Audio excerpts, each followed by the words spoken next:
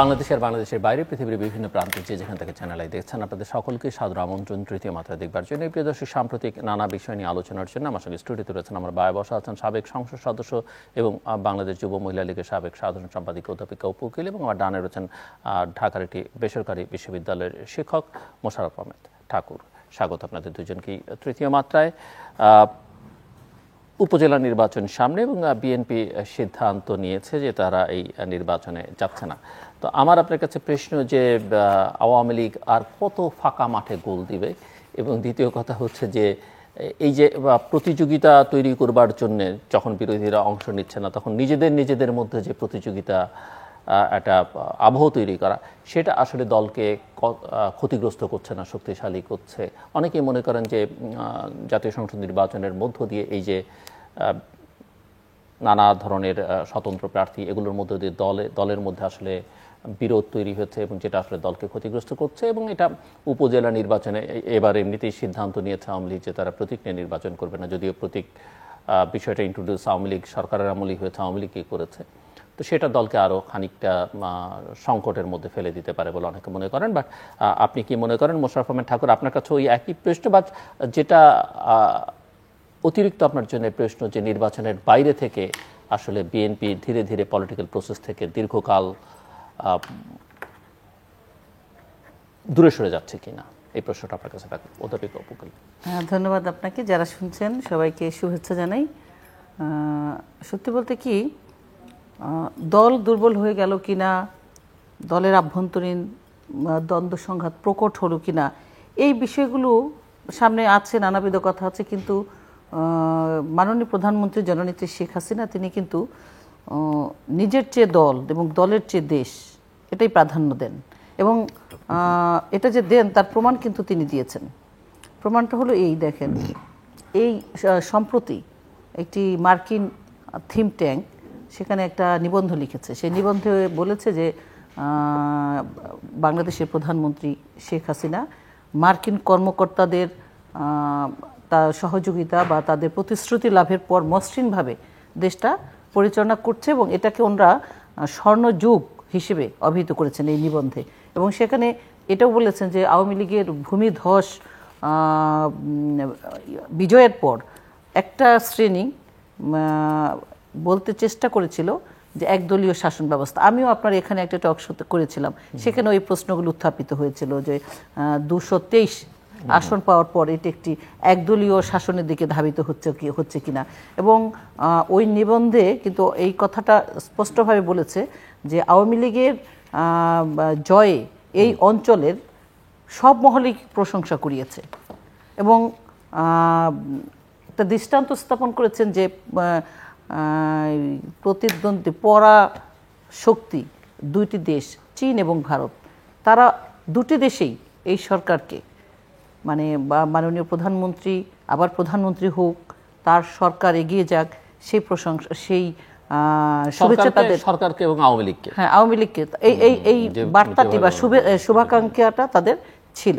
শুধু তাই না, আমি আগেই বলেছি যে নিবন্ধে এটাও উল্লেখ করেছে যে আমেরিকা বা আমেরিকার যে প্রতিশ্রুতি এই দেশটি, মানে এই সরকারের প্রতি সেই সহযোগিতার প্রতিশ্রুতিটি পাওয়ার পর সার্বিক বিবেচনায় সরকার একটি সুবর্ণ যুগ অতিক্রম করে এগিয়ে যাচ্ছে শেখ হাসিনার নেতৃত্বে। এবং সেখানে বলা হয়েছে যে 44টি নিবন্ধিত দল, সেই নিবন্ধিত দলের মধ্যে 27টি দল অংশগ্রহণ করেছে, এবং ভোটের হার যেটা সেটাও 42%, মানে 41.8% দেখিয়েছে এই নিবন্ধে অফিসিয়ালি, এটা বলেছে। তো এই যে নিবন্ধটা লিখেছে, লাস্টে যেটা লিখেছে সেটা হচ্ছে যে বিএনপির এই নির্বাচনের মাধ্যমে বর্জনের মাধ্যমে, বিএনপি এই নির্বাচন বর্জনের মাধ্যমে জনগণের ম্যান্ডেট অনুসরণ না করে তত্ত্বাবধায়ক সরকারের মধ্যে থেকে সংবিধান সংকট তৈরির বিষয়ে যেটা আশা করেছিল, যে তারা নির্বাচনটাকে উচ্চতর আশা করেছিল, নির্বাচনটা হবে না, এই আত্মঘাতী সিদ্ধান্তও অনেকটাই আওয়ামী লীগকে ক্ষমতাসীন করার ক্ষেত্রে সহযোগিতা করেছে। এটা হচ্ছে লাস্ট নিবন্ধটা, আমি পড়ে এসেছি লাস্ট লাইন।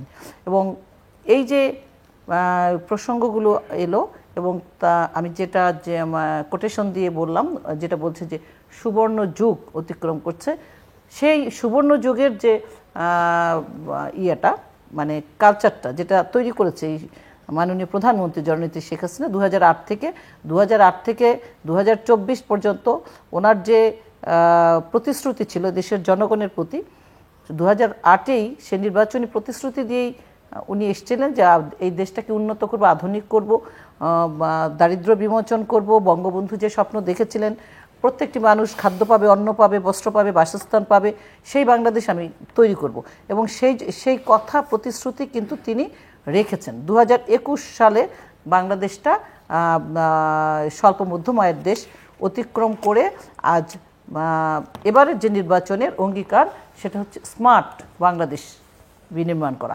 সেই স্মার্ট বাংলাদেশের পথে যে যাত্রা সেটাকেই এই নিবন্ধে শেখ হাসিনার সুবর্ণ যুগ হিসেবে অবহিত করেছেন।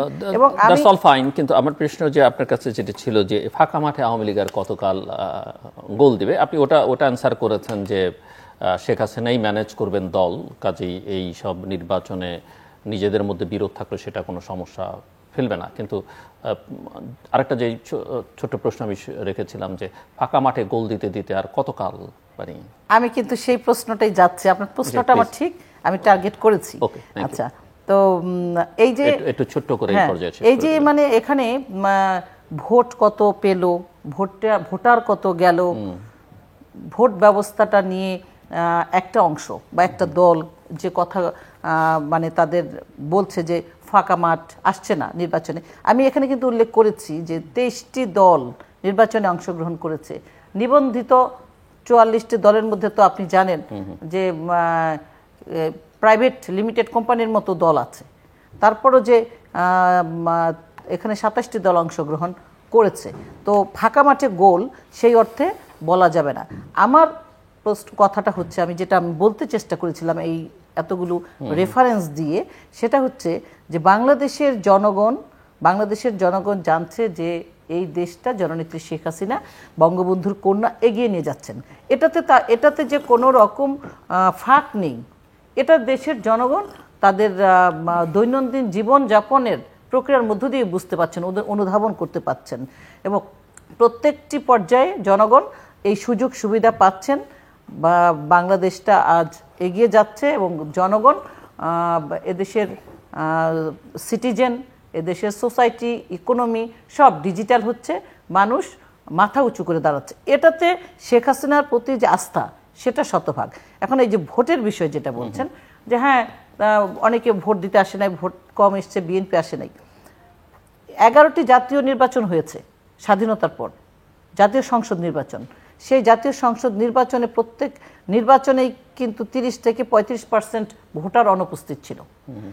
তো এখন এই 2024-এ দাঁড়িয়ে ভোটার সংখ্যা বা আগামীতে ভোটার সংখ্যা, এই ভোট যখন দেশ উন্নত হবে ঠিক তখনই ওই ইউরোপ আমেরিকার মতো ভোটাররা ভোট ব্যবস্থার প্রতি, ভোট দেওয়ার প্রতি তাদের যে আগ্রহটা সেটা কমবে। এমনও তো আছে, আপনি জানেন যে অনেক দেশে আছে, বিশেষ করে ইউরোপের অনেক দেশে, যে ভোট দিতে জনগণ বা ভোটার আসে না, যে কারণে 50% ভোট দেওয়ার বাধ্যবাধকতা আছে সংবিধানে, সেজন্য আবার দ্বিতীয়বারও ভোট নিতে হয়। এটা তো সেই সব দেশে কিন্তু ভোটার আসলো না কেন, ভোটার কি হলো, এগুলো নিয়ে প্রশ্ন নাই। তো বাংলাদেশের ক্ষেত্রে যে এই যে আমরা একটা বড় প্রশ্ন, ফাঁকা মাঠে গোল আর ভোটার আসছে না কেন, এই প্রশ্নটা কিন্তু আলটিমেটলি 30-এর নির্বাচনে দেখবেন যে এই কথাগুলো আর আসবে না। আস্তে আস্তে মানুষের মনোবৃত্তিটা পাল্টে যাবে। এই যে 30 থেকে 30 মানে 35% ভোটার অটোমেটিক আসেনি এই জাতীয় 11টা জাতীয়, সামনে যদি 40% না আসে সেটা নিয়ে কথা থাকবে না, কারণ ইতিমধ্যে দেশটা অনেকটা অগ্রসর হয়ে যাবে, মানুষের চিন্তা ধ্যান ধারণা স্মার্ট হয়ে যাবে, যে কারণে এটা নিয়ে পড়ে থাকবে না। এখন এই যে উপজেলা নির্বাচন নিয়ে আপনি বলেছেন, উপজেলা নির্বাচনে বিএনপি যে আসছে না সেটা তো আওয়ামী লীগের প্রত্যাশা না। বিএনপি উপজেলা নির্বাচনে আসুক এটা চেয়েছে বলে আওয়ামী লীগ দলীয় যে প্রতীক নৌকা, সে প্রতীক উঠিয়ে দিয়েছেন। কেন উঠিয়ে দিয়েছেন এই কারণে যে প্রতীক থাকলে, নৌকা প্রতীক আছে, নৌকা প্রতীক থাকলে বিএনপি নির্বাচনে অংশগ্রহণ করার আগ্রহটা হারিয়ে ফেলে। এটা নৌকা প্রতীককে ভয় পেয়ে হোক বা কম্পিটিশনে আসতে পারবে না এটা ভেবেই হোক, বিভিন্ন বা আওয়ামী লীগ দলীয় প্রতীকের বাইরে কতটুকু আগাবে, বিভিন্ন ইকুয়েশন থাকতে পারে। সেই জন্য এই নির্বাচনটা, লোকাল গভর্নমেন্ট নির্বাচনটা একেবারেই প্রতীকবিহীন করে দিয়েছে যে বিএনপি তারা স্বাচ্ছন্দ্যে নির্বাচনটা করুক। এবং সেখানে তারা নির্বাচনে আসেনি, এর আগেও এটা হয়েছে, নির্বাচনে আসেনি কিন্তু তাদের ইউনিয়ন লেভেলে নির্বাচনে আসেনি কিন্তু তাদের প্রার্থীরা অংশগ্রহণ করেছে, তারপরে তাদেরকে বহিষ্কার করেছে, তিরস্কার করেছে, কমিটি করেছে, তদন্ত কমিটি, কোনো লাভ হয়নি। এবারও দেখেন প্রায় 55 জন নেতা, বিএনপি জামাত নেতা, তারা নির্বাচনে মনোনয়নপত্র কিনেছে অথচ তারা বলল যে নির্বাচনে আসেনি।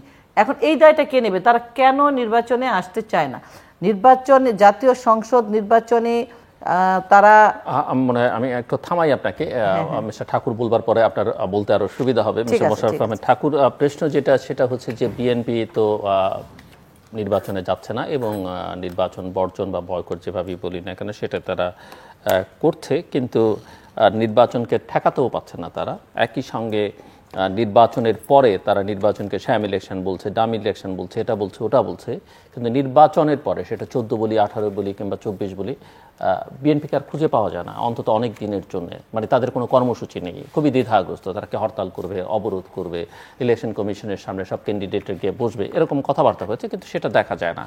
এবং কেউ কেউ মনে করেন যে হ্যাঁ বিএনপির তার একটা নৈতিক অবস্থান, সে নির্বাচনে এই সরকারের অধীনে যাবেন, একবার ঘোষণা দিচ্ছে, সেই সিদ্ধান্তে অটল। অনেকে মনে করেন আবার যে নির্বাচনের মধ্য দিয়ে সেটা যে ধরনের নির্বাচনই হোক না কেন জনগণের সঙ্গে একটা সম্পর্ক তৈরি হয়, বিশেষ করে স্থানীয় সরকারের অনেকেরই আগ্রহ থাকে নিজের বেসটা ঠিক রাখার জন্যে। তো সেটা বাইরে গিয়ে বিএনপি কি নিজেদেরকে আসলে একেবারেই জনগণ থেকে বিচ্ছিন্ন করে ফেলছে কি না? সো আপনার কাছ থেকে শুনতে চাই। তৃতীয় মাত্রার দর্শক শ্রোতা, আমার প্রিয় উপস্থাপক জিলুর রহমান, অপর বিজ্ঞ আলোচক অধ্যাপিকা অপু উকিল, আপনাদের সবাইকে ধন্যবাদ। আমি আপনার এই যে প্রশ্নের প্রথম ধাপে আমরা 3টা ভাগে আমি দেখছি আলোচনাটা করা যেতে পারে। একটা হলো উপজেলা নির্বাচন এবং নির্বাচন প্রসঙ্গ, আরেকটা হচ্ছে আমেরিকা শেখ হাসিনাকে তাদের থিঙ্ক ট্যাঙ্ক থেকে কি সার্টিফিকেট দিয়েছে, 1, আর নাম্বার 2 হচ্ছে বাংলাদেশে যে উন্নয়নের নহর, এই সম্পর্কে 3টা সেগমেন্টে আমরা প্রথম অংশে এবং উপজেলা নির্বাচনে বিএনপির সিদ্ধান্ত আমি আপনাকে বলি। আমি প্রথমত নৈতিকতার থেকে বাস্তবতা বিষয়টাকে, বাস্তবিক বিষয়টাকে আমি বেশি গুরুত্ব দিতে চাই। আপনি দেখবেন যে ঈদের আগে এবং পরে ওবায়দুল কাদের 2টা বক্তব্য খুব ভালো করে দিয়েছেন। একটা হচ্ছে যে উপজেলা নির্বাচনে কোনো মন্ত্রী এমপিদের প্রভাব খাটানো চলবে না, এবং গতকাল দ্যাট ইজ 16 এপ্রিল উনি বলেছেন যে, গতকাল 16 এপ্রিল বলেছেন যে প্রধানমন্ত্রী নির্দেশ দিয়েছেন যে এমপি মন্ত্রীরা যেন উপজেলা নির্বাচনে কোনো প্রভাব না খাটায়। আপনি বাস্তব অবস্থাটা দেখুন। আজকে 17 তারিখে সমস্ত পত্রিকায় আছে যে জুনায়েদ আহমেদ পলকের শ্যালক লুৎফুল হাবিব, তিনি তার বাহিনী নিয়ে একজন ক্যান্ডিডেট সহ 3 জনকে নিয়ে এমন পিটানো পিটিয়েছেন যে তারা এখন রাজশাহী মেডিকেলের আইসিইউতে আছে। অবস্থাটা হচ্ছে এই। তো সিংড়া উপজেলার এই ঘটনাটা। নাম্বার 2 হচ্ছে যে বগুড়ার এমপি মান্নান সাহেব তার আসনের এক উপজেলায় তার ছেলে আর এক উপজেলায় তার ছোট ভাই সহোদর ভাই কাম এখানে সেরে দিয়েছেন। তো বিষয়টা হলো যে আমি আপনাকে বলি যে একটা সিস্টেম যখন টোটালি করাপ্ট হয়ে যায় তখন প্রধানমন্ত্রীর অনুরোধ উপরোধ আর হুমকি ধামকি দিয়ে রাষ্ট্র চলে না। তিনি তার যে বাঘের পিঠে যে বাঘের পিঠে শোয়ার হয়েছেন সেই বাঘ তাকে যেখান পর্যন্ত নিয়ে যায় ওই জায়গা পর্যন্ত তাকে যেতে হয়। আপনাকে আমি আরও একটু ছোট্ট বিষয় আজকে আপনার নজরে আনি। তো এই জন্য আমি আপনাকে বলি যে এই উপজেলা নির্বাচনে আওয়ামী লীগের হানাহানি মারামারি কাটাকাটি এটা এমন পর্যায়ে নিয়ে যাবে আওয়ামী লীগ হয়তো বা জরুরি অবস্থাও জারি করতে হতে পারে। আমি মনে করি যে বিএনপি যে এই হানাহানি কাটাকাটির মধ্যে যায় নাই, যে সংসদ নির্বাচনের পরে এই ডামি নির্বাচন, আমি নির্বাচন, তুমি নির্বাচন, ডামি আমি তুমির মাঝখানে যে বহুবিধ গ্রুপ, এটার মধ্যে দিয়ে যে কি হবে, এলাহি কাণ্ডটা হবে, এটা একটু দেখা অপেক্ষা করা দরকার। 2 নম্বর হচ্ছে আপনি দেখুন যে উন্নয়নের মহাজোয়ার সম্পর্কে আমেরিকা গতকালকে আজকে আছে পত্রিকায় সবগুলো, যে আটলান্টিক কাউন্সিলের রিপোর্ট, যে আটলান্টিক কাউন্সিলের রিপোর্টে বাংলাদেশ স্বাধীনতা সূচকে 25 ধাপ বাংলাদেশের অবনমন হয়েছে। এই যে বাংলাদেশ পিছিয়ে যাওয়ার যে স্টোরিটা, 164টা রাষ্ট্রের মধ্যে আমরা 141তম হয়েছি। আমাদের উপরে কারা আছে? আমাদের উপরে আছে ফেল স্টেট হিসাবে চিহ্নিত, যারা আওয়ামী লীগ দাঁত ব্রাশ করে নাম নিলেই, 113 নম্বর হচ্ছে পাকিস্তান। নেপালের অবস্থান, শ্রীলঙ্কার অবস্থান হচ্ছে 97, নেপালের অবস্থান 86। মানে সাউথ এশিয়ায় আমাদের নিচে আর কেউ নাই। এটা হচ্ছে আটলান্টিক কাউন্সিলের রিপোর্ট। আপনি বাংলাদেশ এই যে জাস্ট রুজাতে বিবিএস এর রিপোর্ট, একবার তুল কালাম কাণ্ড, যে মানব জমিনের রিপোর্ট হচ্ছে বাংলাদেশ কি উল্টো পথে হাঁটছে। এই পরিসংখ্যান ব্যুরো রিপোর্টটা হচ্ছে বিবিএস বা পরিসংখ্যান রিপোর্ট, এটা হচ্ছে 26% মানুষ, মানে বাংলাদেশে প্রায় 4 কোটি মানুষ তার নিত্য প্রয়োজন মিটাতে, ভাত খেতে, চাল খেতে, সব কিছু খাওয়া দাওয়ার জন্য তাকে 4 কোটি মানুষকে ঋণ করে খাবার কিনে খেতে হয়। তাই বলছে 41% তরুণ, যেটা আমরা 41 সাল পর্যন্ত কি বলে ডেমোগ্রাফিক ডেভিডেন্টের মধ্যে আছে, মানে আমরা তরুণদের দেশে আছি। এরপরে আমরা আবার বৃদ্ধদের দেশে রূপান্তরিত হব। তো সেই দেশে 41% মানুষ না আছে লেখাপড়ায়, না আছে কাজে। মাতৃমৃত্যুর হার বেড়েছে, শিশু মৃত্যুর হার বেড়েছে, গড় আয়ু কমেছে। আর আওয়ামী লীগ বলছে দেশ নাকি উন্নয়নের জোয়ারে বাড়ছে, আর সারা পৃথিবী দেখছে বাংলাদেশ উল্টো পথে হাঁটছে। তো এই অবস্থাটা আমি বলছি যে 2008 সালে আমাদের আওয়ামী লীগ নেত্রী শেখ হাসিনা তিনি বলেছিলেন যে আমরা দিন বদলের সনদ, আমরা এই দিন বদলের সনদে কি কি বলেছিলেন, ঘরে ঘরে চাকরি দিবেন, ঘরে ঘরে চাকরির জায়গায় ঘরে ঘরে আসামি করেছেন। Very good. আরেকটা দিদির একটা কথার উত্তর বলি, যে বাংলাদেশ এত উন্নত হয়ে গেছে, 2008 সালে কাস্টিং ভোটের রেট ছিল 87%, আর 2018 সালে কাস্টিং ভোটের রেট ছিল 74.44%। যদি তাই হয়, এটা যদি হয়, তাহলে এই পরিসংখ্যান বলে না বাংলাদেশ এগিয়েছে, বাংলাদেশ উল্টো পথে হাঁটছে। তো কাস্টিং রেট তো বেড়ে যাওয়ার কথা 74.44 থেকে। উনি যেটা বলেছেন থিওরি হিসেবে, সেটা হচ্ছে যেখানে ডেভেলপমেন্ট বেশি সেখানে ভোটারদের ভোট প্রদানের আগ্রহ কমেছে। তো যেহেতু নিশ্চয়ই 18 চাইতে বা 14 চাইতে এখন তো উন্নয়ন আরো বেশি হয়েছে। উন্নয়ন তো আমি বললাম, উন্নয়ন হচ্ছে 26% মানুষ খাবার কিনতে ঋণ করে, 41% তরুণের কাজ নাই, পড়াশোনাও নাই। মাতৃমৃত্যুর হার বেড়েছে, শিশু মৃত্যুর হার বেড়েছে, গড়াই কমেছে। তো এই যদি এটা তো উন্নয়ন বলে না। আপনি মইনুল ইসলাম, আওয়ামী লীগের আমলে 21 পদকপ্রাপ্ত অর্থনীতিবিদ, মইনুল ইসলাম বলেছেন যে দেশে মূল্যস্ফীতি থাকে, মুদ্রাস্ফীতি থাকে এবং আরেকটা, তো এই 3টা থাকে, তো এটাকে উন্নয়ন বলা যায় না। তো আমাদের এখানে মূল্যস্ফীতি আছে, মুদ্রাস্ফীতি আছে, বেকারত্ব আছে। তো ওই বেকারত্ব, এই 3টাকে মানুষের যে হিউম্যান লাইফ ইন্ডেক্স আছে, এই 3টা ইন্ডেক্স কখনোই বলে না যে বাংলাদেশ ভালো অবস্থায় আছে। আইয়ুব খান, আপনার কথা, আপনি তো রাষ্ট্রবিজ্ঞানের, রাজনীতি বিজ্ঞানের ছাত্র, আপনি দেখবেন যে আইয়ুব খান 1962 সালে আর্টস ফ্যাকাল্টি বানাইছিল। এই আমাদের যে সংসদ ভবন যেটা, এটা উনি শুরু করেছিলেন। এবং যখনই কোনো ফ্যাসিস্ট গভর্নমেন্ট হয়, সে তখন কতগুলো বড় স্ট্রাকচার বানায়। আপনি বহুকাল আগের একটা গল্প, সিলেট এবং ময়মনসিংহে প্রবাদ আছে, যে ঘর জামাইরা যখন দায়িত্ব পায়, মানে যে দায়িত্বটা পাওয়ার কথা না, সে সিলেট ময়মনসিংহে হাওড় অঞ্চল, এখানে বাড়ির দক্ষিণ দিকে পুকুর থাকে, পুকুরের বাড়ির সামনে একটা পুকুর, তো বাড়ির দক্ষিণ দিকে পুকুর থাকে যাতে শীতল বাতাস আসে। তো সে করে কি, বাড়ির দক্ষিণ পাড়ের যে দক্ষিণ দিকে যে পুকুর আছে, পুকুরের দক্ষিণ পাড়ে হাওর থেকে যেন স্পষ্ট দেখা যায় একটা বড় করে একটা হলুদ রং দিয়ে একটা ল্যাট্রিন বানায়, এবং যাতে সমস্ত হাওড়ের লোকজন দেখে এই বাড়ির উন্নয়ন হচ্ছে। বাড়ির লোকজন খাবে কি, পড়বে কি, এগুলোর কোনো বিষয় নাই। আয় হবে, উন্নতি হবে কি, খামার হবে কি, এগুলোর কোনো উন্নয়ন নাই। সে একটা হলুদ রঙের ল্যাট্রিন বানায় এবং ওই ল্যাট্রিনের যত গন্ধ আছে সব বাড়িতে আসে, এবং বাইরে থেকে যেই জিজ্ঞেস করে কি খবর বাড়ির, বললো দেখেন না এই যে ল্যাট্রিন উঠেছে, হলুদ রঙের ল্যাট্রিন। থামতে হবে এখন। এই যে চোখে পড়ার জন্য যে উন্নয়ন, প্রদর্শনী উন্নয়ন, আর খুব ভালোভাবে বললে লিপস্টিক উন্নয়ন, এটি বাংলাদেশের কোন কাজে আসে? ধন্যবাদ।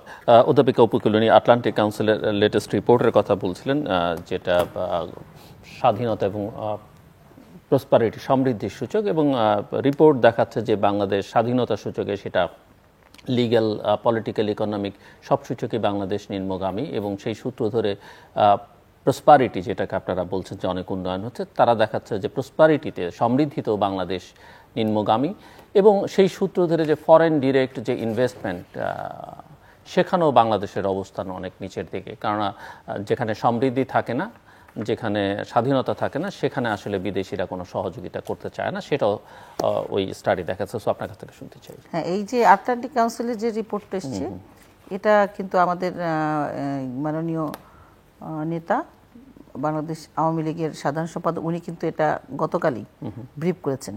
ব্রিফটা হলেই যে বাংলাদেশে যেমন একটি কুচক্রি মহল আছে, কিভাবে যেমন মোশাররফ ভাইয়ের কতগুলো কথা যেগুলো একেবারেই নেগেটিভ, তার মধ্যে কোনো আশাই নেই, বাংলাদেশটা রসাতলে গেছে, দুর্গন্ধ বের হচ্ছে বাংলাদেশ নিয়ে, উন্নয়ন অবকে কিছুই নাই।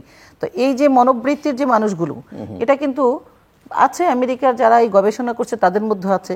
সেটাই যদি না হতো তাহলে কিভাবে এই রিপোর্টে, কোন রিপোর্টের মধ্যে তারা কি কোন পয়েন্টগুলো ধরে রিপোর্ট করেছে, সেগুলো কিন্তু তারা ওই রিপোর্টের মধ্যে আমরা পাইনি, ব্যাখ্যা দেয়নি। কোন কোন মানে একটা রিপোর্ট করার ক্ষেত্রে যে নিয়ামকগুলো ধরা হয়, সেই নিয়ামকের রিপোর্টে উল্লেখ করা হয়নি, শুধুমাত্র ব্রিফিংটা করা হয়েছে। যে এই ব্রিফিংটা করা হচ্ছে, কিন্তু পুরো রিপোর্টটা ওয়েবসাইটও আছে, এবং মেথোডোলজি কিভাবে তারা করেছে সেগুলো তারা ব্যাখ্যা তারা দিয়েছে, ওয়েবসাইটে দিয়েছে। যাই হোক, কিন্তু বাংলাদেশের স্বাধীনতা নাই, সমৃদ্ধিটা নাই, এই যে তারা দুইটা টার্ম ব্যবহার করেছে, এটা একেবারে নিশ্চিত যে এর মধ্যে অবশ্যই এই মনোবৃত্তির মানুষগুলো যারা এই দেশকে এগিয়ে নিতে চায় না, বাধা দিতে চায়, সেখানে সেই স্টাডিটা করেছে তারা 160টিরও বেশি দেশের উপরে, মানে তাদের শুধু ফোকাস যে বাংলাদেশ তা কিন্তু নয়, না সেটা করে নাই। কিন্তু বাংলাদেশের ক্ষেত্রে যেটা করেছে, বাংলাদেশ এখন সব মানে যে কোনো সংস্থায়, আন্তর্জাতিক সংস্থাগুলো যে রিপোর্ট করে, সেখানে বাংলাদেশকে প্রাধান্য দেয়, গুরুত্ব দেয়। এবং সেখানে আমরা দেখেছি যে এর আগেও দেখেছি, যেমন ওয়াশিংটন টাইমস যখন একটা রিপোর্ট করে, সেটা আপনি অবশ্যই জানেন যে সেখানে একটি পক্ষকে সমর্থন করে। ঠিক তেমনি বিভিন্নভাবে এখানে লেনদেন করে, অর্থ বিনিয়োগ করে রিপোর্ট করানো হয়। বিভিন্ন ধরনের যারা ওই দেশে আওয়ামী এন্টি, এই সরকারের এন্টি বসবাস করে, তাদের সমর্থন পুষ্ট হয়ে রিপোর্ট করানো হয়, বিভিন্নভাবে এটা করানো হয়। তারা আমেরিকা একটা রিপোর্ট করে দিল কোনো একটা সংস্থা, সেটা যে সত্যি, এই সত্যিটা মানে বাংলাদেশের জনগণের সঙ্গে বা এদেশ বা অর্থনৈতিক ব্যবস্থা, সামাজিক ব্যবস্থা, সব মানে প্রকৃত রিয়েলিটি যেটা, তার সাথে মিলল কিনা সেটাও অ্যাডজাস্ট করার বিষয় আছে। এখানে দুটি টার্মই আপনি উল্লেখ করেছেন যে সমৃদ্ধি, বাংলাদেশের উন্নয়ন সমৃদ্ধিটা নাই। তো কিভাবে নাই, কোথায় নাই, সেটা তো ব্যাখ্যা করে দেখাক। সেটা আছে কিনা আমি জানি না ওয়েবসাইটে, যে মানে বাংলাদেশের স্বাধীনতা নাই, কাদের স্বাধীনতা নাই, কিসের স্বাধীনতা নেই? রাজনৈতিক স্বাধীনতা নেই, তারা বলছে অর্থনৈতিক স্বাধীনতা নেই, এবং আইনি বিচারে, এখানে আইনের শিক্ষক আছেন, তারা বলছে যে লিগ্যাল ক্ষেত্রেও কোনো ফ্রিডম নেই। আচ্ছা, রাজনৈতিক স্বাধীনতা নাই যে বলেছে, এটাই তো পক্ষপাত দুষ্ট। কারণ রাজনৈতিক স্বাধীনতা নাই বলতে তারা বিএনপি জামাতকে মিন করে তাদের স্বাধীনতা দেওয়ার কথা বলেছে। কোন স্বাধীনতা? নির্বাচনে আসার জন্য রিপোর্ট করে দেখে একটা, যে তাদের নির্বাচনে গেলে ভালো হয়, না হলে কি হয়। কাজে এইরকম একটা রিপোর্ট দিয়ে বাংলাদেশের উন্নয়ন, অগ্রগতি, সমৃদ্ধি, স্বাধীনতা, এটাতে কিছুই যায় আসে না। এটা এগিয়ে যাবে এবং যাবে এই জন্য, যেমন একটা কেন যাবে সেটা হলো এই যে মোশাররফ ভাই বলছিল একটা, যদিও তার এই এক্সাম্পলটা এই টকশোর কোনো কথার সাথেই সঙ্গতিপূর্ণ নয়, তারপর তিনি বলেছেন যে ঘর জামাই যখন দায়িত্ব পায় তখন এই মানে যে দায়িত্ব পাওয়ার কথা নয়, কথা নাই। তো ঘর জামাই আপনি কাকে মিন করেছেন? আওয়ামী লীগকে মিন করেছেন, যে আওয়ামী লীগের ক্ষমতায় যাওয়া আর কথা নয়, বা জননেত্রী শেখ হাসিনার প্রধানমন্ত্রী হওয়ার কথা নয়। জননেত্রী শেখ হাসিনা বা আওয়ামী লীগ ঘর জামাই না, এই দলটি হচ্ছে সেই দল যেই দলটি এদের স্বাধীন করেছে। আর প্রধানমন্ত্রী শেখ হাসিনা হচ্ছে সেই স্বাধীনতার স্থপতি, জাতির পিতার কন্যা, সুযোগ্য কন্যা। কাজে এই যে এই এক্সাম্পল এখানে আসে না। ঠিক তেমনি এই আটলান্টিক কাউন্সিলের রিপোর্টটাও এর সাথে সঙ্গতিপূর্ণ নয়। এবার আরও কিছু কথা এসছে, আমি সেখানে যাই। দেখেন, বলছেন যে কাদের ভাই, ওবায়দুল কাদের আমাদের সংগঠনের সাধারণ সম্পাদক, উনি কি বলেছেন যে উপজেলা নির্বাচনে মন্ত্রী এমপিরা যেন প্রভাব না খাটায়। মাননীয় প্রধানমন্ত্রীও বলেছেন। তো এটা তো একটি দলকে বা সরকারের যারা ব্যক্তিবর্গ আছেন, এমপি মন্ত্রী যারা আছেন, তাদেরকে সতর্ক যে করা হলো, তো পজিটিভ আপনি দেখবেন, নেগেটিভ কেন দেখছেন? এটা কেন বলা হয়েছে? বলা হয়েছে প্রভাব না খাটা মানে কি? এটাকে নির্বাচন ব্যবস্থা মানে নির্বাচনে প্রভাব খাটানোর কথা বলা হয়নি। কি বলা হয়েছে? যে আত্মীয় স্বজনরা দাঁড়াতে চাচ্ছে। একটা এলাকায় একজন এমপি, তিনি অনেকদিন ধরে আছেন, পপুলার এমপি, তার আত্মীয় স্বজনরা দাঁড়াতে চাচ্ছে, সেটাকে নেগেটিভ সাইডে দেখার কোনো বিষয় না। কিন্তু আওয়ামী লীগ মনে করছেন, আওয়ামী লীগ প্রধান, মাননীয় প্রধানমন্ত্রী বা মাননীয় নেতা ওবায়দুল কাদের, ওনারা মনে করছেন, দল মনে করছেন যে এমপি যিনি আছেন তার পরিবারের লোকজন নির্বাচন না করুক, এটা চাচ্ছেন। তো সেটাতে নেগেটিভ কিছু নাই।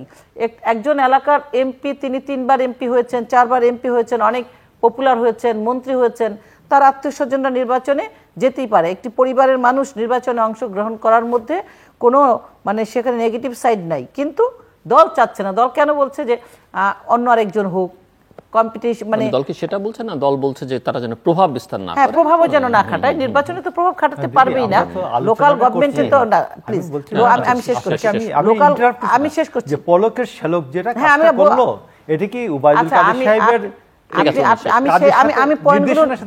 আমি পয়েন্টগুলো নোট করেছি, ওইখানে আমি আসবো। আমি বলছি যে এই যে প্রভাব খাটানোর না বিষয়টা, এটা কিন্তু কোনো এমপি মন্ত্রী এলাকায় স্থানীয় সরকার এমনিও নির্বাচনে তারা যেতে পারে না, তারা কাজ করতে পারে না, এটাও নির্বাচন কমিশনের রুল। তো এখন দল থেকে যদি সতর্ক করা হয়, এটা আরো ভালো কথা, এটা তো পজিটিভলি দেখার বিষয় আছে।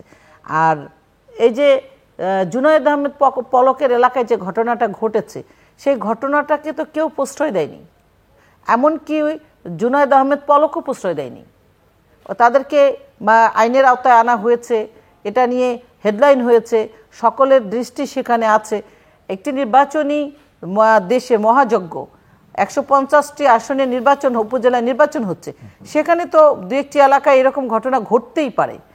বিএনপির আমলে তো খুন হয়েছে, খুন, জোড়া খুন, অনেক কিছু ঘটেছে। তো এখানে এরকম দু একটা ঘটনা ঘটলেই তার সাথে সব কিছু গেল। যেমন বললেন যে আওয়ামী লীগ জরুরি অবস্থা ঘোষণা করতে পারে এই জাতীয় নির্বাচন নিয়ে, তাতে আপনার মনে হয়ে গেল একজন প্রার্থী বগুড়ার নাটোরের প্রার্থীর এই ঘটনাতে আপনার মনে হয়ে গেল যে জরুরি অবস্থা ঘোষণা করা হতে পারে উপজেলা নির্বাচন নিয়ে? এটা আপনার যে ভাবনাটা, সেটাকে কিন্তু আমি খারাপভাবে দেখছি না। কেন? এই যে এটা কিন্তু বিএনপি দলেরই ভাবনা, কি জরুরি অবস্থা খোঁজে। এই আওয়ামী লীগ সরকার ক্ষমতায় আসার পর কিভাবে আওয়ামী লীগ সরকারকে পতন ঘটানো যায়, সেজন্য স্বপ্ন দেখে, ভাবে, চিন্তা করে, ভাবতে ভাবতে ভালো লাগে। কি ভালো লাগে? একটা জরুরি অবস্থা ঘোষণা হয়েছে, তো করোনায় জরুরি অবস্থা চাই, ঘূর্ণিঝড়ে জরুরি অবস্থা চাই, দুর্যোগে জরুরি অবস্থা চাই, ওই শ্রীলঙ্কায় অর্থনৈতিক বিপর্যয় হচ্ছে, বাংলাদেশেও ঘটবে, সেটার জন্য স্বপ্ন। এখন আবার আপনি স্বপ্ন দেখছেন উপজেলা নির্বাচনে এমন ঘটনা ঘটে যাবে যেন একদম জরুরি অবস্থা জারি করে দেয়, এবং সেই জরুরি অবস্থা আওয়ামী লীগ সরকারের পতন হয় আর বিএনপি সুসুর করে ক্ষমতায় চলে যেতে পারে। এই ভাবনাগুলো বাদ দিতে হবে, জনগণের কাছে যেতে হবে, নির্বাচনে অংশগ্রহণ করতে হবে, উপজেলা নির্বাচনে ফেস করতে হবে, এবং জনগণের ভোট আদায় করার জন্য জনগণের সঙ্গে সম্পৃক্ত হতে হবে। আরো কত কথা বলেছেন যেটার কোনো তথ্য ভিত্তি নাই, অবান্তর কথা বলেছেন। গড়ায়ু কম, অবশ্যই গড়ায়ু বেড়েছে এই সরকারের আমলে। কিন্তু উনি যেটা বলেছেন, এবং এটা আমি বিবিএস এর রিপোর্টটা বলেছি, সরকারের রিপোর্ট, বিবিএস এর রিপোর্ট গড়ায়ু কমেছে। হ্যাঁ, এবারে সর্বশেষ রিপোর্টে দিয়েছে। কিন্তু আপনি যদি দেখেন 2004 সালে অতি দরিদ্রের হার ছিল 24%, বা অতি দরিদ্রের হার ছিল 24% এই সরকারের আমলে। এখন অতি দরিদ্রের হার 12%, 9%। এই যে দারিদ্রের হার আগে ছিল 42%, এখন দারিদ্রের হার 20%। মাতৃমৃত্যু, শিশু মৃত্যু, MSD গোল্ড, এটা বাংলাদেশ অ্যাচিভ করেছে। এটা 2000 মিলেনিয়াম ডেভেলপমেন্ট গোল 2014-তে এই এমডি যে গোল্ড যে অ্যাচিভ করেছে, সেখানে অবশ্যই মাতৃমৃত্যু, শিশু মৃত্যু 15টা বিষয় আছে যেগুলোতে ফুলফিল করতে হবে, এবং সেগুলো ফুলফিল করেছে বলেই এমডিজি গোল্ড অর্জন করেছে। এবং এখন এসডিজি সেটা বাস্তবায়নের মধ্যে এই সরকার রয়েছে।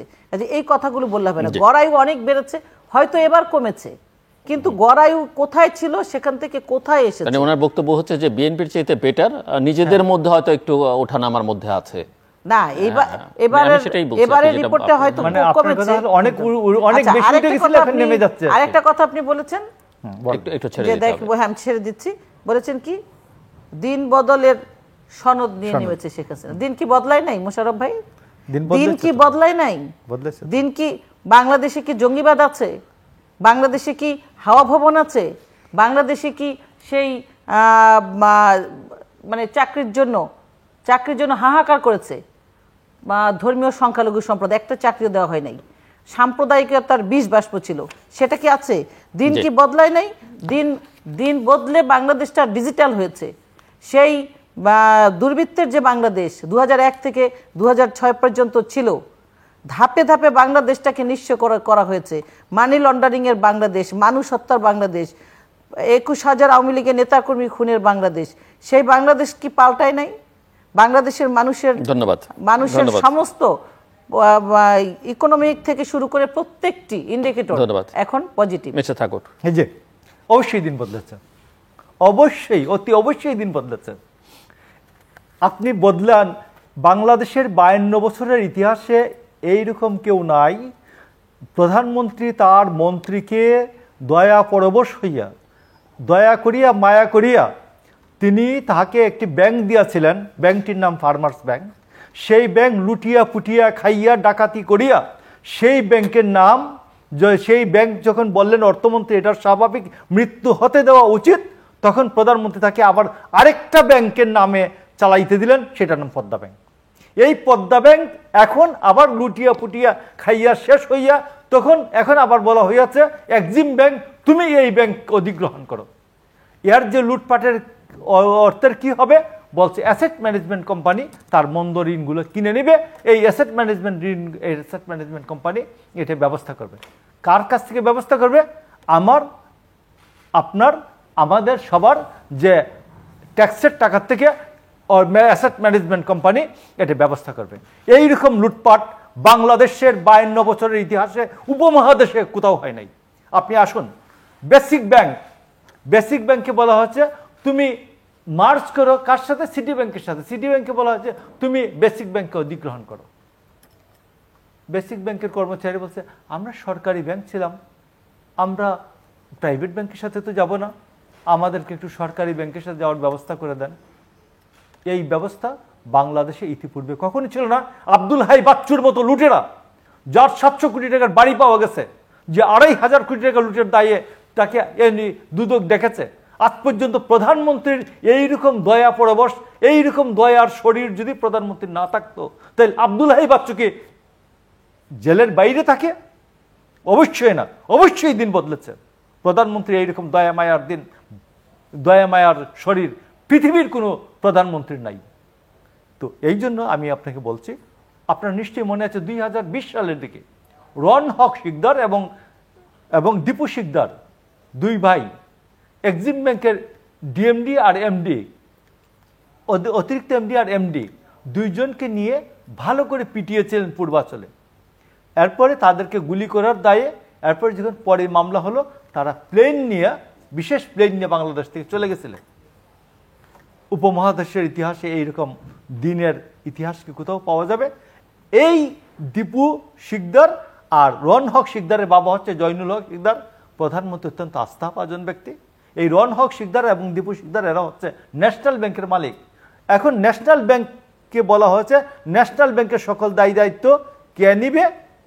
ন্যাশনাল ব্যাংকের দায়ী দায়িত্ব নিতে বলা হচ্ছে ইউনাইটেড কমার্শিয়াল ব্যাংক। তাদেরকে বলা হচ্ছে তোমরা ন্যাশনাল ব্যাংকের দায়ী দায়িত্বটুকু গ্রহণ করো। তো এই জন্য আমি আপনাকে বলছি, বাংলাদেশে আপনি যদি একটা দেখাইতে পারেন, একটা, বাংলাদেশ, ভারত, পাকিস্তান, নেপাল, শ্রীলঙ্কা কোথাও কোনো মন্ত্রী এইভাবে ব্যাংক, দুইবার ব্যাংক খাওয়ার পরে তাকে আবার একবার ব্যাংক খাওয়ার পরে আবার ব্যাংক দেওয়া হয়েছে এবং এইরকম ঘটনা আছে, এইটা বাংলাদেশ, এই উপমহাদেশে নজির নাই।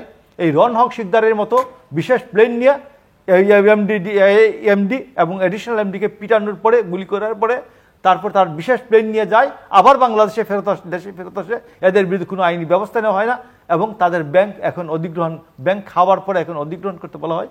এইরকম ইতিহাস বাংলাদেশে নাই। তো এই জন্য আমি আপনাকে বলছি যে অবশ্যই দিন পাল্টাবে না কেন, দিন পাল্টিয়েছে। আপনাকে আরও যদি আমরা যদি চাই, আজকে মুজিবনগর দিবস ছিল সারাদিন, গতকালকে 17ই এপ্রিল মুজিবনগর দিবস। মুজিবনগর দিবসে, এই দিবসে মন্ত্রিপরিষদ, স্বাধীন বাংলা সরকারের মন্ত্রিপরিষদ শপথ নিয়েছিল। বাট আপনি যদি দেখেন 25শে মার্চ রাত থেকে 17 তারিখ 22 দিন সময় লাগলো একটা প্রবাসী সরকারের 5 সদস্যের মন্ত্রিসভা গঠন করতে। অথচ তারও আগে 4 এপ্রিল তেলিয়াপাড়ায় মেজর, তৎকালীন কর্নেল ওসমানী, যিনি এমপি ছিলেন, এমএনএ ছিলেন, লেফটেন্যান্ট কর্নেল আব্দুর রব, যিনি এমএনএ ছিলেন, এবং এরা দুইজন, মেজর জিয়া, খালেদ মুশারফ, মেজর শফিউল্লাহ, এরা সবাই একত্রিত হয়ে বাংলাদেশকে 11 সেক্টরে বিভক্ত করেন।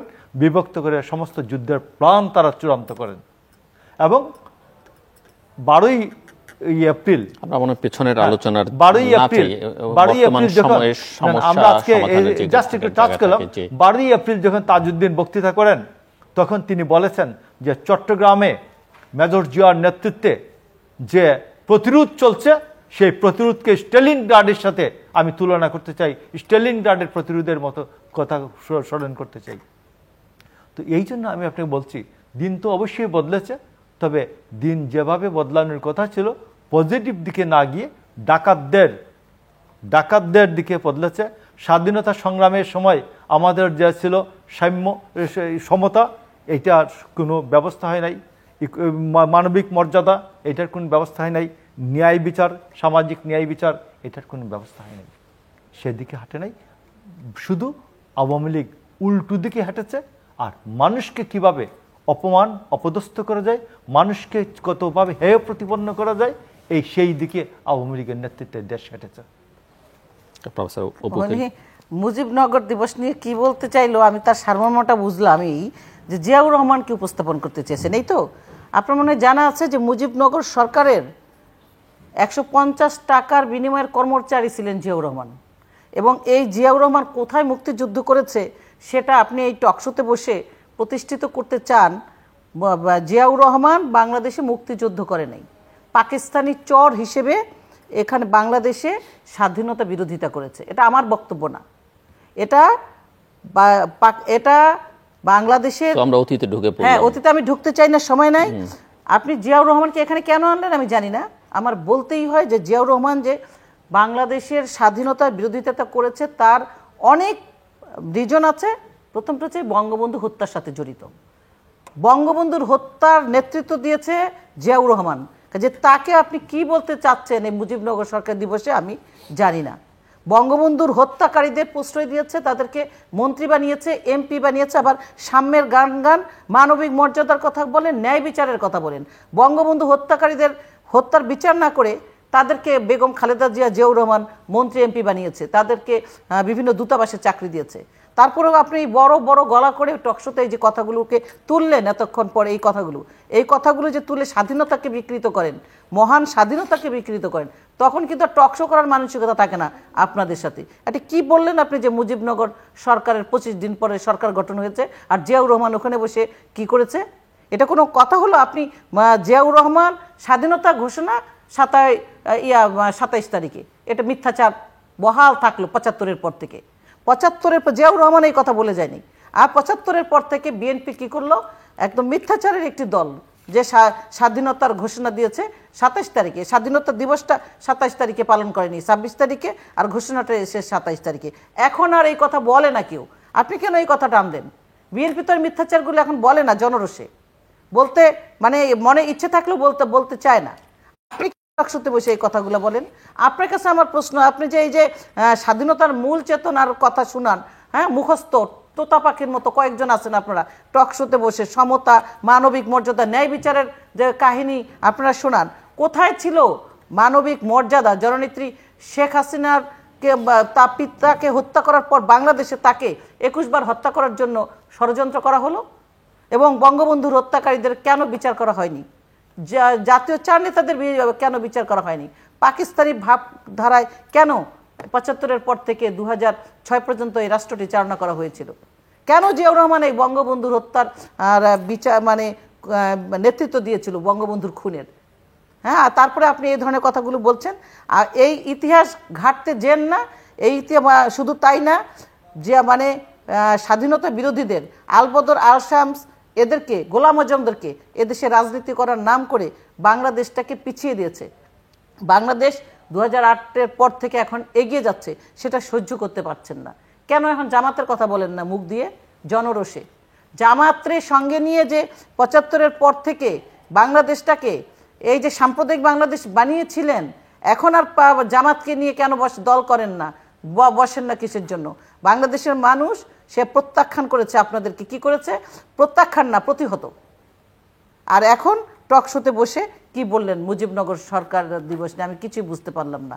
আচ্ছা, আর এই যে ব্যাংক কেলেঙ্কারি না বুঝলে বুঝেই দিতে পারবো, অসুবিধা নেই। হ্যাঁ, বলবেন, ঠিক আছে। আপনি বলবেন।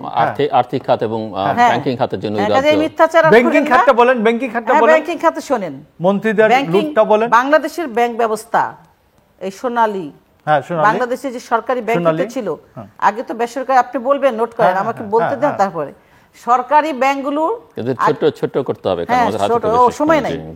আগে তো আর বেসরকারি ব্যাংকগুলো ছিল না।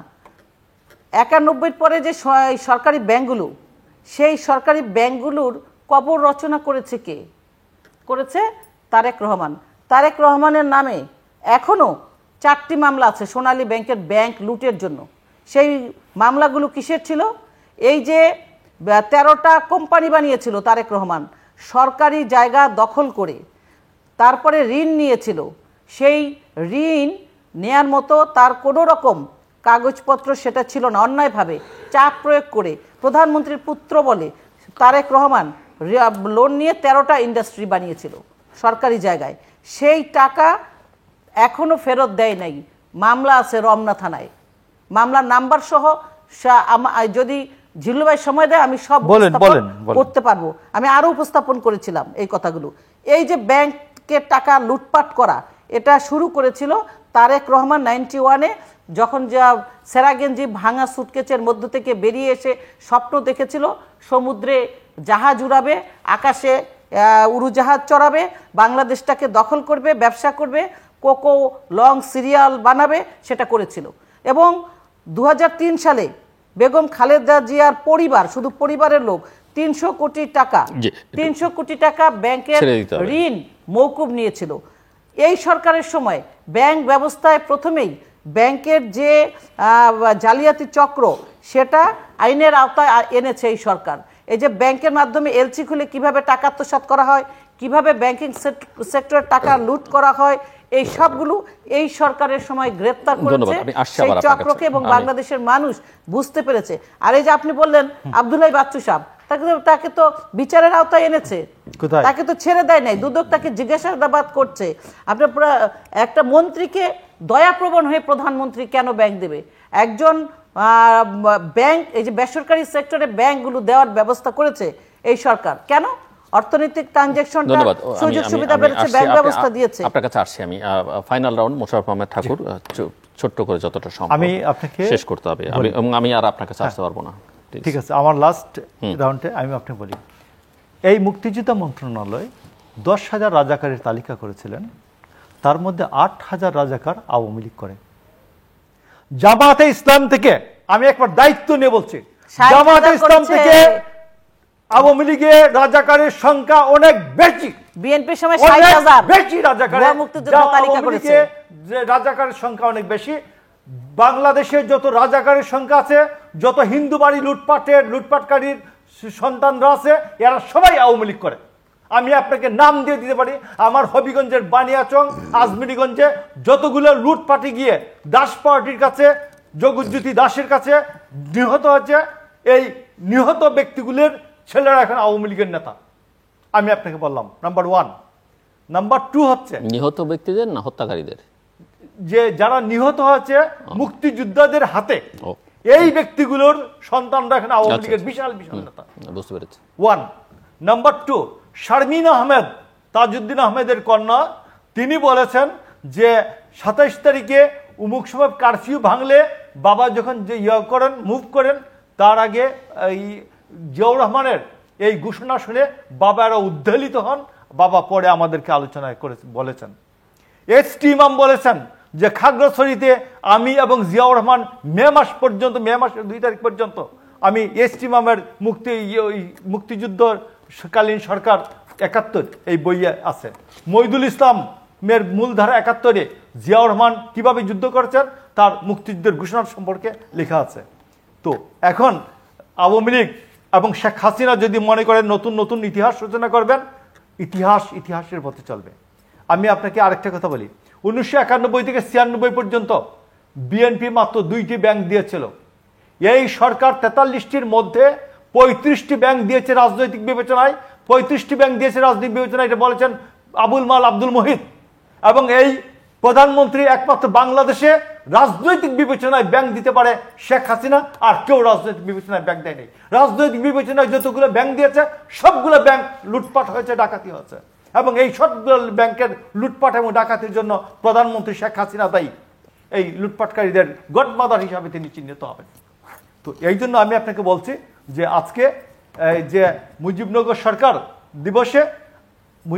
সরকার দিবসে আমি এইটুকু বললাম, তাজউদ্দিন আহমেদ যে 7 দফা চুক্তি, বাংলাদেশের সাথে ইন্ডিয়ার যে অসম চুক্তি, এই অসম চুক্তি করতে বাধ্য হয়েছিলেন শুধু মুজিব বাহিনীদের কুকর্মের জন্য।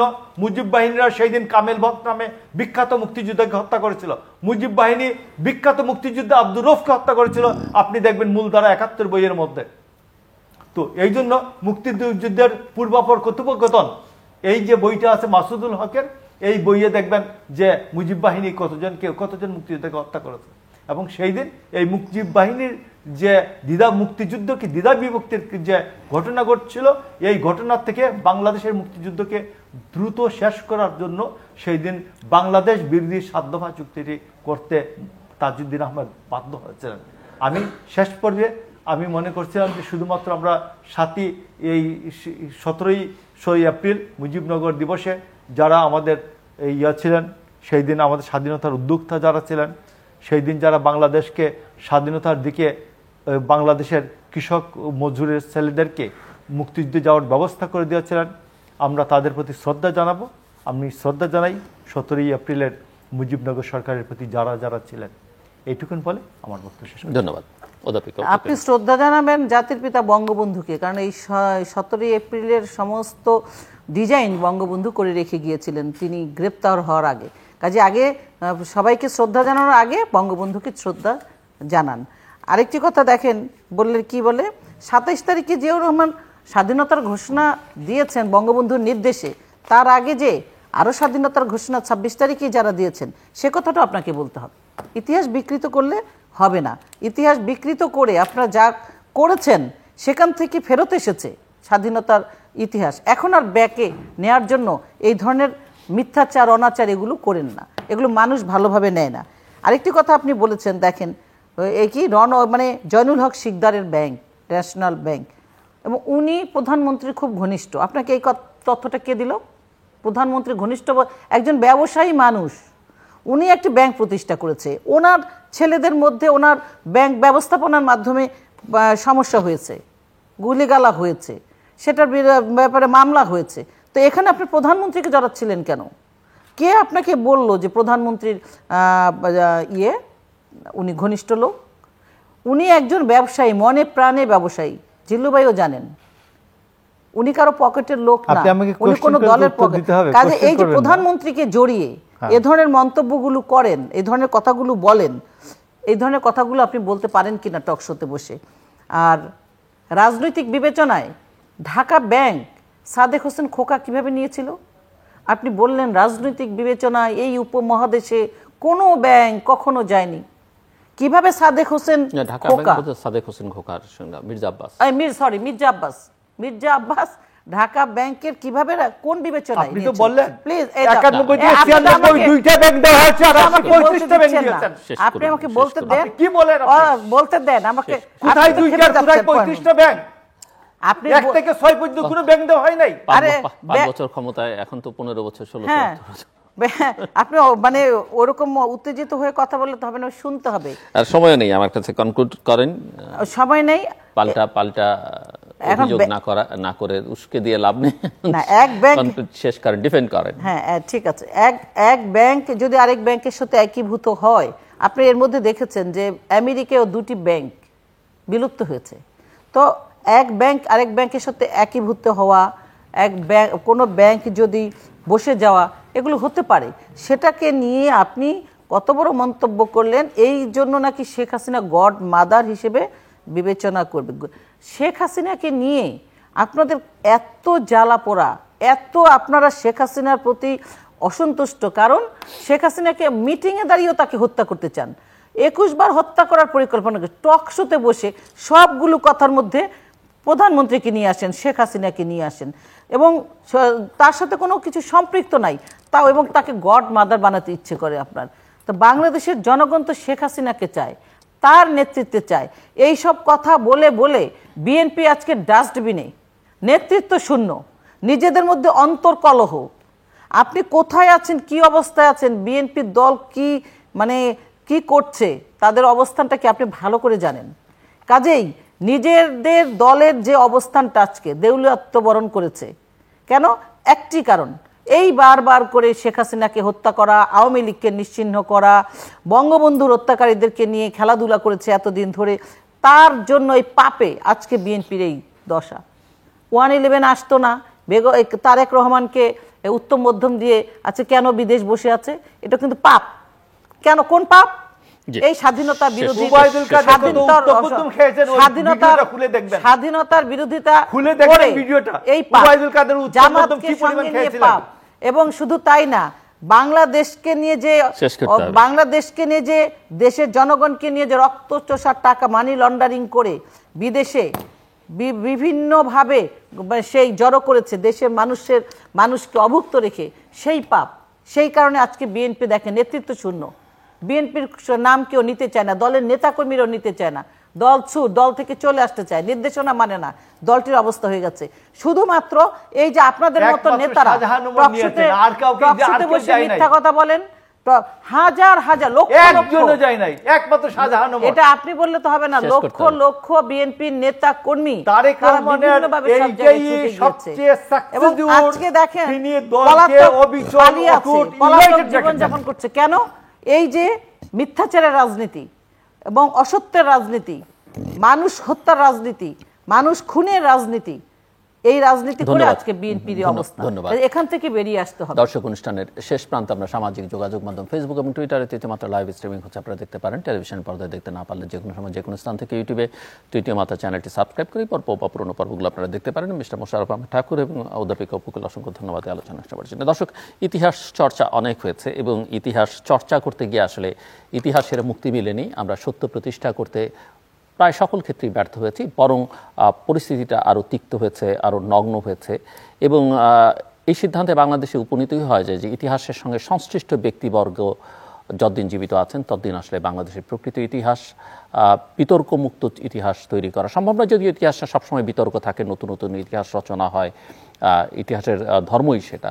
এবং একই সঙ্গে ইতিহাসের বিভিন্ন পর্যায়ের যারা সুবিধাভোগী তারাও যতক্ষণ আছেন, তাদের অস্তিত্ব ততক্ষণ আছে, ততক্ষণ বাংলাদেশের ইতিহাসের নোংরা চর্চা অব্যাহত থাকবে। সেটা আমরা চাই না।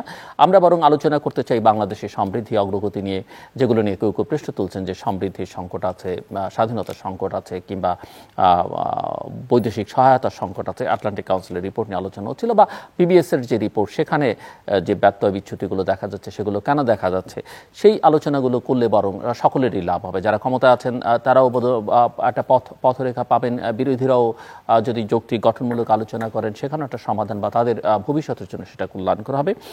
আর্থিক খাতের সমস্যা, বাংলাদেশে ব্যাংকিং খাতে দীর্ঘদিন যাবত এক ধরনের নৈরাজ্য আছে, এটা সরকারের দিক থেকেও বিভিন্ন সময় স্বীকার করা হয়েছে।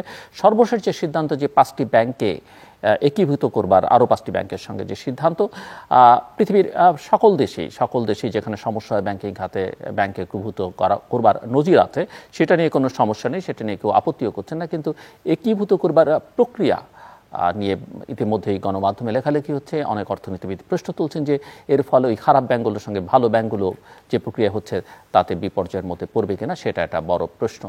দর্শক, আমাদের সঙ্গে থাকবার জন্য অসংখ্য ধন্যবাদ। আপনাদের সবার জন্য শুভকামনা।